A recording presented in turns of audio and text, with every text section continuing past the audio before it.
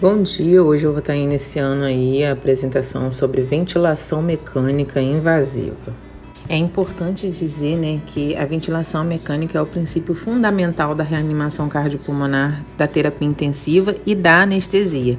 Pode ser usada de forma profilática, como nos pós-operatórios de cirurgia com anestesia geral, em pacientes com necessidade dos gases sanguíneos e nos casos de disfunção de outros sistemas ou órgãos, como choque e sepse, Mas a ventilação mecânica invasiva ela pode induzir diversas complicações, de um paciente grave. Sendo assim, é importante diminuir o tempo na qual o paciente está sob ventilação mecânica invasiva, restabelecer essa ventilação espontânea o mais rápido possível, E aí entra o objetivo da ventilação mecânica invasiva, para que serve, E o objetivo é a manutenção das trocas gasosas, ou seja, correção da hipoxemia e da acidose respiratória associada à hipercapnia, de forma a aliviar o trabalho da musculatura respiratória, que em condições agudas com alta demanda metabólica está elevado, a fim de reverter ou evitar a fadiga da musculatura respiratória,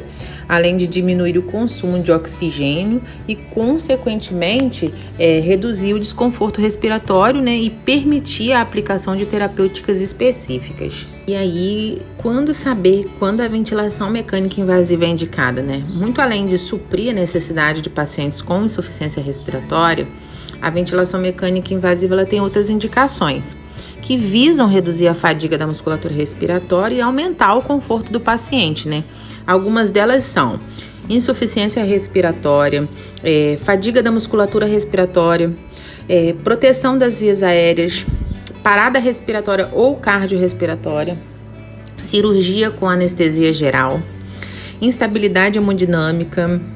E aí, nessa instabilidade hemodinâmica, nós temos uns parâmetros que podem indicar a necessidade de suporte ventilatório. Eu coloquei aí alguns parâmetros, a normalidade desses parâmetros e o que se deve considerar já para estar evoluindo para a ventilação mecânica invasiva, E aí eu tenho a frequência respiratória, que é de 12 a 20 incursões, E o aumento de 35 incursões já está representando uma taquipneia, É importante dizer também que não se avalia um parâmetro isoladamente, A gente faz toda uma avaliação sobre a clínica do paciente, como o paciente se encontra, se tem mais de um parâmetro que está mostrando que o paciente está entrando em fadiga respiratória, e aí tudo isso conta, E aí eu coloquei outros parâmetros, Volume corrente, que vai na normalidade de 5 a 8 milímetros por quilo,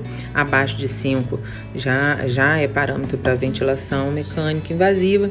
Capacidade vital de 65 a 75, abaixo de 50 também já é parâmetro para ventilação. A Pmax na normalidade de 80 a 120, acima de menos 25 já é parâmetro.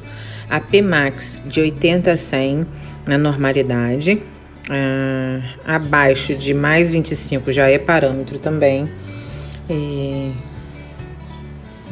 A PCO2 de 35 a 45 na normalidade, acima de 50 já é parâmetro. E PO2, que deve ser acima de 75, abaixo de 50 já é parâmetro também para ventilação mecânica invasiva. E nós temos as complicações da ventilação mecânica invasiva, A ventilação mecânica é um fator chave de custo nas UTIs, E por essa razão, minimizar a exposição à ventilação prolongada é uma meta importante, porque a ventilação mecânica invasiva ela é associada com o desenvolvimento de complicações importantes, incluindo pneumonia associada à ventilação mecânica, sinusite, patologias das vias aéreas superiores e fraqueza muscular respiratória.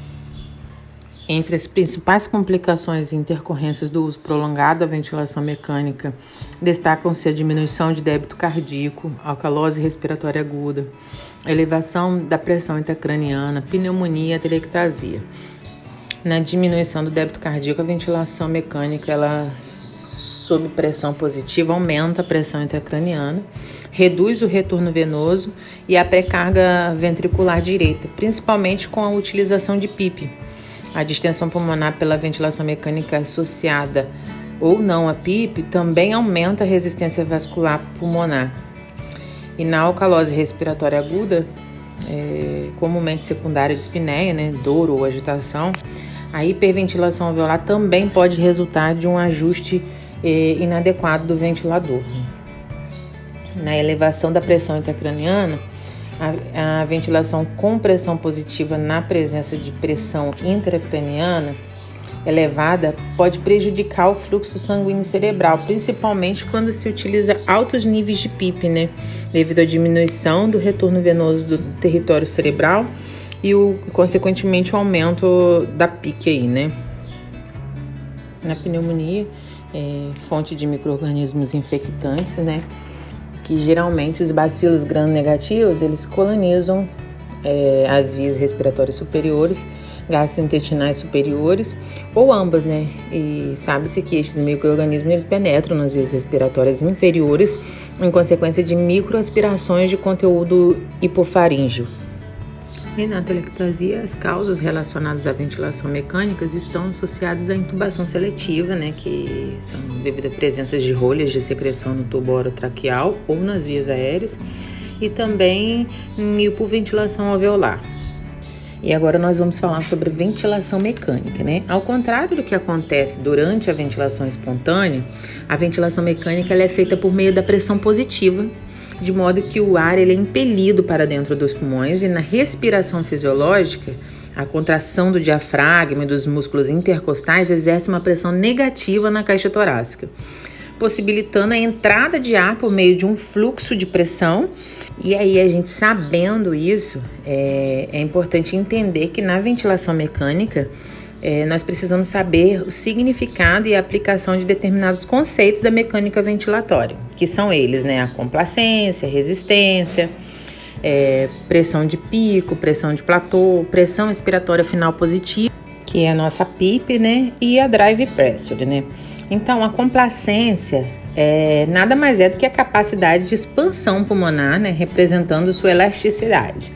E já a resistência é a força que se opõe à passagem de ar pelas vias aéreas. A pressão de pico, maior valor de pressão obtido ao final da inspiração. E a pressão de platô é a pressão sobre os alvéolos ao final da inspiração, obtido por meio de uma pausa inspiratória. E já a PIP é responsável por manter uma pressão mínima ao final da expiração, evitando que o colabamento dos alvéolos ocorra, né? E a drive pressure é a diferença entre a pressão de platô e a PIP. Vamos falar agora um pouco sobre a mecânica ventilatória, né? Como eu já falei dos conceitos básicos da ventilação mecânica, eu vou falar agora sobre o ciclo ventilatório. E que é importante falar sobre as seguintes definições, né? Disparo, que é caracterizado pela sensibilidade do ventilador para mudar da fase expiratória para a inspiratória. A ciclagem, fim da inspiração e o início da expiração. E os valores limitantes, que são fatores que determinam o limite de entrada de ar nas vias aéreas. Conhecendo o ciclo ventilatório, fica muito mais fácil de compreensão, né? Que o ventilador ele pode efetuar um disparo em função do tempo ou a partir de um esforço inspiratório do próprio paciente. No caso, o programador ele determinará a sensibilidade do ventilador, a pressão ou a fluxo, e quanto maiores os valores, menor a capacidade do ventilador detectar um esforço inspiratório, reduzindo assim a sua sensibilidade, né? Caso não haja esforço, o disparo será realizado com base no tempo. E aí o operador tem que determinar valores de pressão, fluxo ou de volume que limitam a entrada de ar nos pulmões, de modo que, quando superados, ocorre o fechamento da válvula inspiratória e abertura do circuito, possibilitando o equilíbrio com a PIP especificada ou pressão atmosférica, né? A ciclagem ela pode ser determinada por 4 variáveis, sendo elas pressão, fluxo, volume ou tempo. De forma semelhante às variáveis limitadas na inspiração, quando os valores determinados pelo operador são superados na variável determinada, ocorre mudança da fase inspiratória para expiratória, o que se dá o nome de ciclagem. E aqui eu coloquei os parâmetros ventilatórios, né? De acordo com qual modo ventilatório, são nesses parâmetros que nós iremos mexer no ventilador mecânico. Nós temos o volume corrente, que é o volume de gás movimentado durante uma respiração, que deve ser entre 6 milímetros quilo peso predito inicialmente. Por isso nós fazemos aquela continha, né? do peso predito, para poder colocar o número do volume ideal para aquele paciente em cima do valor de 6 ml por quilo peso. E aí nós temos a frequência respiratória, que é o número de incursões respiratórias que o paciente apresenta por minuto, iniciar de 12 a 16 incursões por minuto. O tempo inspiratório, que é o tempo gasto para completar a inspiração. Tempo expiratório, que é o tempo gasto para completar a expiração. A pressão expiratória final positiva, que é a PIP, né? Pressão positiva constante ao final da expiração, iniciar com 3 a 5 centímetros de água. E sensibilidade, que é a barreira, né? Fração expiratória de oxigênio, que é o conteúdo de O2 na mistura gasosa administrada ao paciente para manter saturação arterial de oxigênio. E aí nós temos umas recomendações, né, sobre regulamento do ventilador mecânico, né, que a gente encontra nas biografias, mas que são avaliados isoladamente de acordo com cada paciente, com cada quadro clínico de cada paciente, tá? E nessas recomendações se fala que a FO2 necessária para manter a saturação arterial de oxigênio tem que estar entre 93% a 97%, sendo que a gente tem aí os casos de DPOC que a gente acaba considerando um nível de oxigênio mais inferior a esse que eu já falei. Usar volume corrente 6 ml quilo peso predito inicialmente, reavaliar de acordo com a evolução do quadro clínico do paciente, usar modo assistido controlado podendo ser VCV ou PCV, reavaliando nas primeiras horas de acordo com o quadro clínico, regular a frequência respiratória inicial entre 12 a 16 incursões com o tempo inspiratório, visando manter inicialmente a relação ins-ies entre 1.2 a 1.3, definir o tipo de disparo do ventilador. A sensibilidade do ventilador ele deve ser ajustada para o valor mais sensível para evitar alto disparo. Definir PIP de 3 a 5 centímetros água inicialmente. Utilizar aquecedores, umidificadores passivos ou filtros trocadores de calor e umidade em pacientes sob ventilação mecânica. Regular os alarmes de forma individualizada, usando critérios de especificidade e sensibilidade adequada para cada caso clínico do paciente. Uma vez estabelecidos os parâmetros iniciais, observar as curvas de volume corrente, pressão e fluxo, verificando os valores obtidos, se estão dentro do esperado e se há necessidade de reajuste imediato. Após 30 minutos de ventilação estável, deve-se colher uma gasometria arterial para observar as metas de ventilação e troca se foram atingidas.